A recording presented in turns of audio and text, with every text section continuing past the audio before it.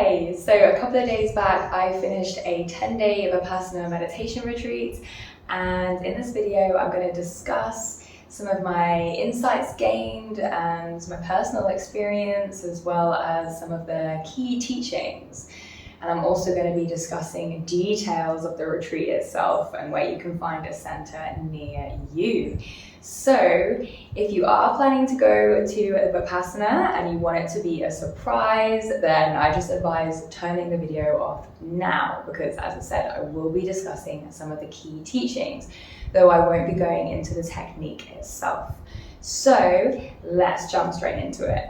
Vipassana is the culmination of the teaching of the Buddha, and it is described as a method of self-purification by self-observation. Vipassana investigates the nature of the inner world, which in turn allows us to understand the nature of the outer world and, well, everything basically. The 10-day Vipassana course is a deep dive into the depths of the inner world.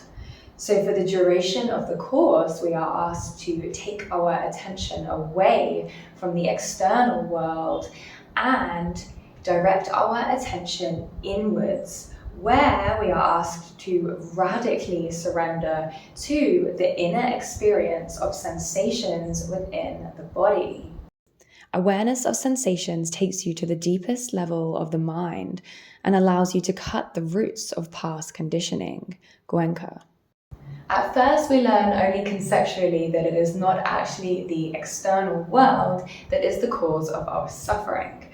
Rather, it is our blind reactions on the internal world that is the cause of our suffering. For example, if there is a person or a situation that appears to be making us angry, really, we want to take our attention away from the person and the situation on the outside and really direct our attention inwards to this sensation of anger that is occurring within the framework of our internal world.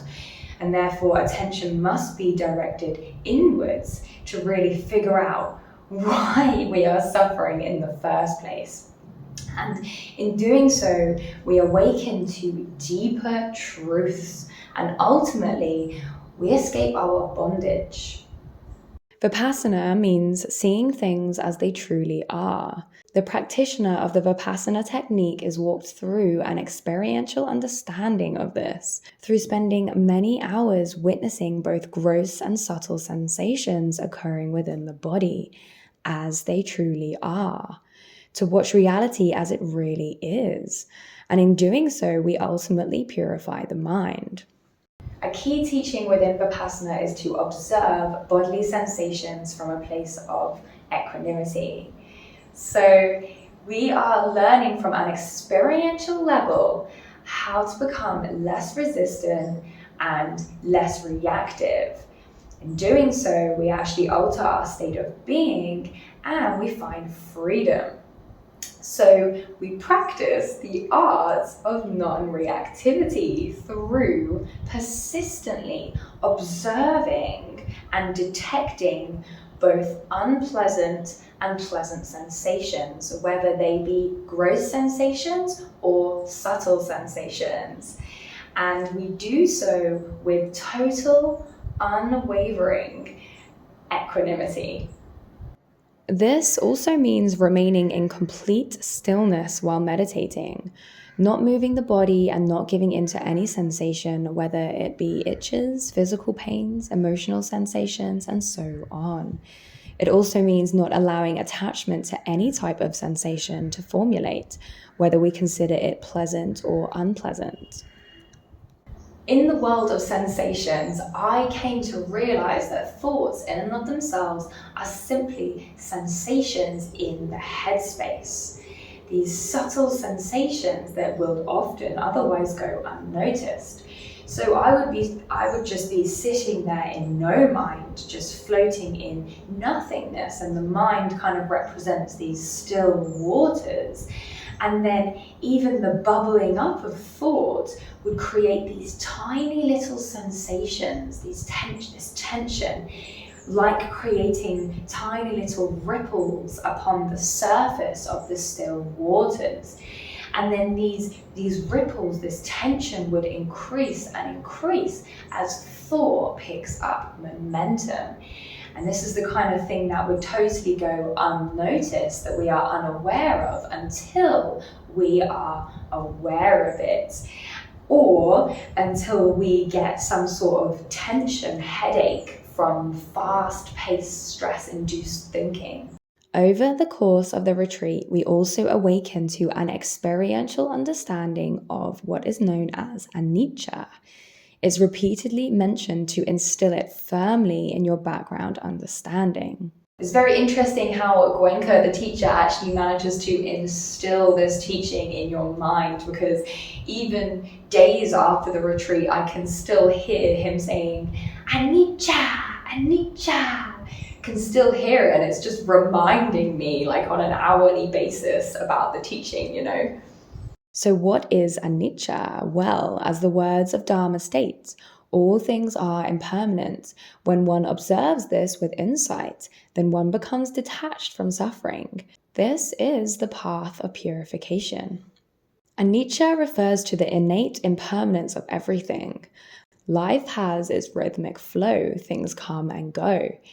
An understanding of Anicca allows us to release attachment to both the pleasant and unpleasant inner world sensations as they occur. It aids in non-reactivity and provides us with the inspiration required to approach any arising discomforts from a place of surrender, detaching from yet flowing with suffering.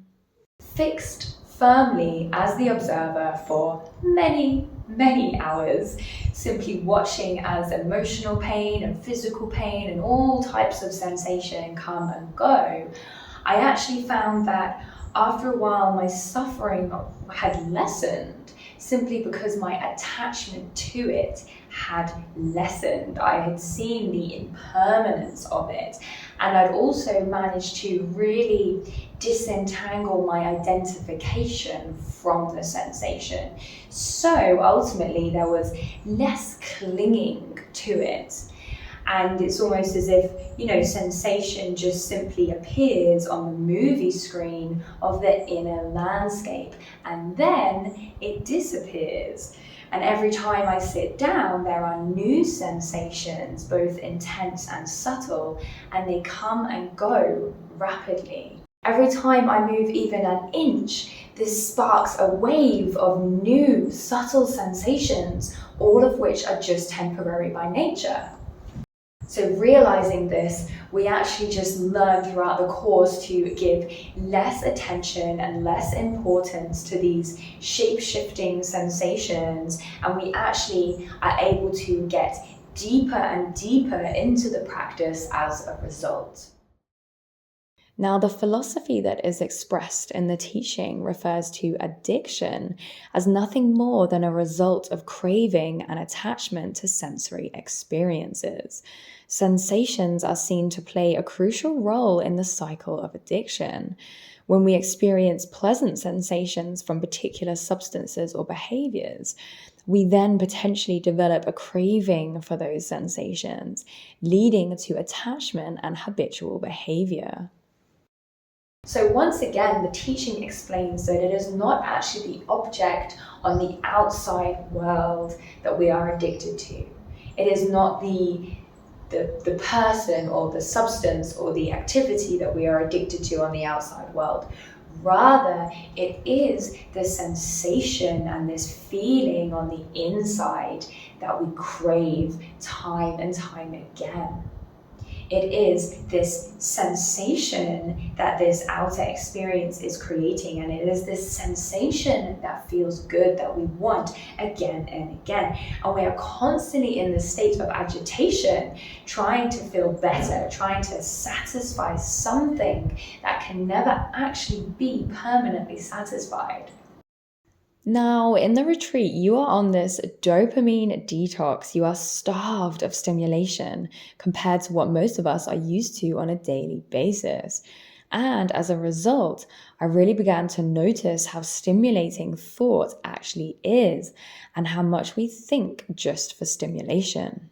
So in my personal experience throughout the retreat, around like day 6 or 7, I was really starved of this stimulation, and I actually found myself craving like fanciful thought streams. So I wanted to indulge in thrilling thoughts and fantasize about exciting future plans, or think about like really great movies I'd seen or books I've read, and just get like completely preoccupied with trivial thinking. Like, I just craved this so much, and I guess that was just because I wanted this release of dopamine and I wanted to feel this pleasant sensation. So I could really see at this point addiction to thought in a new light. And of course, I could see craving in a new light.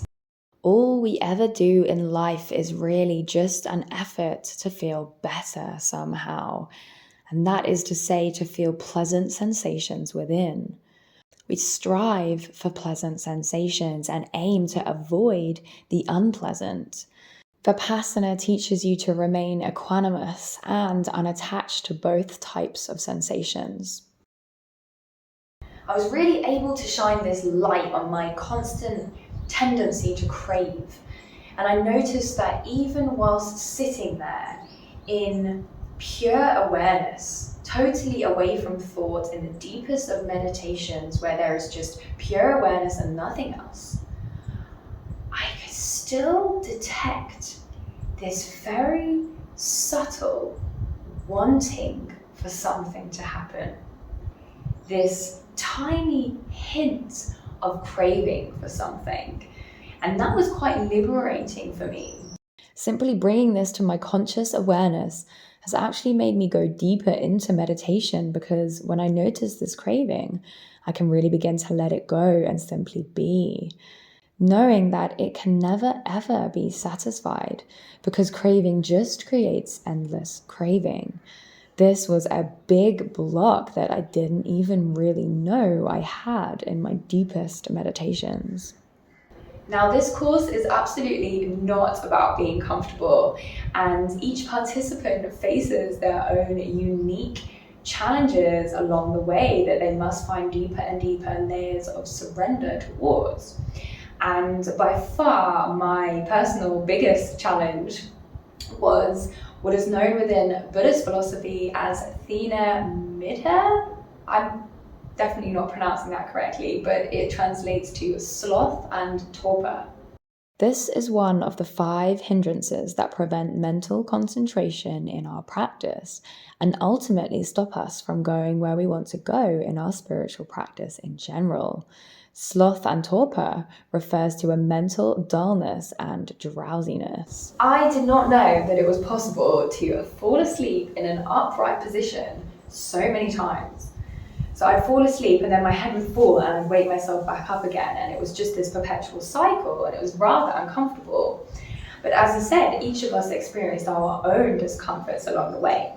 So since this sloth and torpor was very clearly highlighted to me throughout the course, I've actually delved into this particular hindrance since coming out, and I've come across a few revelations in my world, and I've also actually changed my sleeping and eating patterns as a result.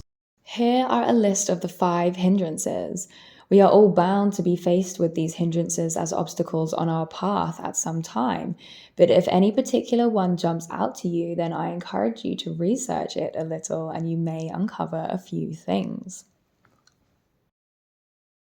So before we conclude, I'm just going to share some specific details about the retreat itself. These Vipassana courses are all over the world, and you can visit dharma.org to locate your closest center and apply for a course. They are donation-based. Now, don't be fooled by the word retreat. Yes, it is a retreat from normal daily life, but it is certainly not, in my opinion, relaxing. You are there to work. The timetable stretches from 4:30 a.m. until 9:30 p.m. with over 10 hours of formal sit-down meditation a day. You are asked to surrender all of your technological devices. There are many rules that must be respected throughout the course of the retreat, such as no talking, no eye contact, no yoga, no journaling, etc. You are given 2 meals a day, but some centers will provide snacks in the evening. And it's also important to know that the beds are very basic. If you go in with the right attitude, then you will totally reap the benefits and you can really make the most of this incredible experience. This ancient meditation technique from India has helped literally millions of people. It continues to bring so much peace and harmony to individuals all over the globe. It seeks to bring a lack of ignorance to the world, and with that comes an abundance of compassion. If there is no peace in the minds of individuals, how can there be peace in the world? Make peace in your own mind first. Goenka. I feel very grateful to have had the opportunity to attend this meditation retreat. And if you feel called to take part in one yourself, then just go ahead and sign up. If you don't have the time, then I recommend potentially just researching the technique, diving deep into Goenka's teachings, and actually just creating your own practice and seeing what it does for you. So thank you so much for watching this video. My name's Jasmine. If you like this kind of content, please like and subscribe, and I look forward to seeing you in the next video. Bye.